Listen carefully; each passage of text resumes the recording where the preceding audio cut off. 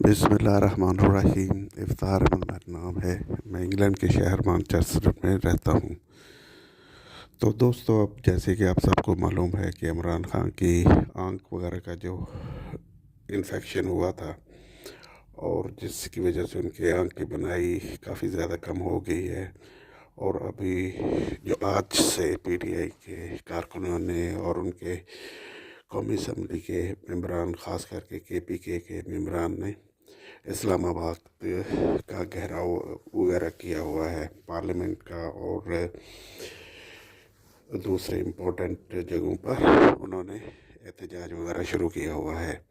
تو یہ بہت ہی ضروری ہے کہ آنے والے چند گھنٹوں میں یہ چیز واضح ہو جائے گی کہ عمران خان کو جیل سے ہسپتال میں منتقل کیا جاتا ہے، جس کے بہت زیادہ امکان ہے کہ انہیں منتقل کر دیا جائے گا، کیونکہ ابھی حکومت پہ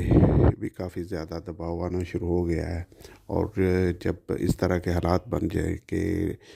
لوگ احتجاج وغیرہ شروع کر دیں، تو یہ کسی سمت میں بھی جا سکتی ہے، جس کی وجہ سے بہت سارے حالات وغیرہ خراب بھی ہو سکتے ہیں۔ تو حکومت یہ نہیں چاہے گی کہ حالات اس طرح کے خراب ہوں کہ جس کے لیے ان کے لیے مسئلے مسائل زیادہ سے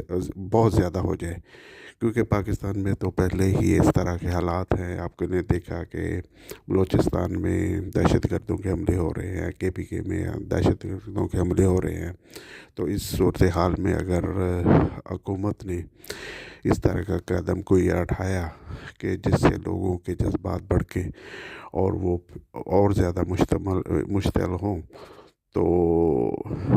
جس سے پھر حالات وغیرہ خراب ہوں گے، اور حکومت یہ نہیں چاہے گی کہ وہ کہ ملک میں حالات وغیرہ خراب ہوں، اور جس کے لیے ان کے لیے حکومت کرنا مشکل ہو جائے گا۔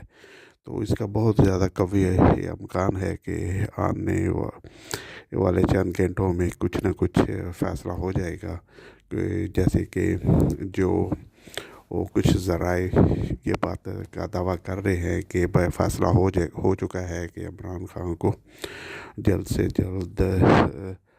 ہسپتال میں منتقل کر دیا جائے، تاکہ لوگ جو کہ کافی حد تک مشتعل ہوئے ہیں، تو ان پہ بھی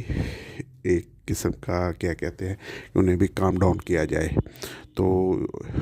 دیکھتے ہیں کہ آنے والے چند گھنٹوں میں کیا صورتحال بنتی ہے، اور یہ ساری صورتحال کس سمت میں جاتی ہیں۔ اور اس کے بعد ایک بہت ہی امپورٹنٹ چیز ہوگی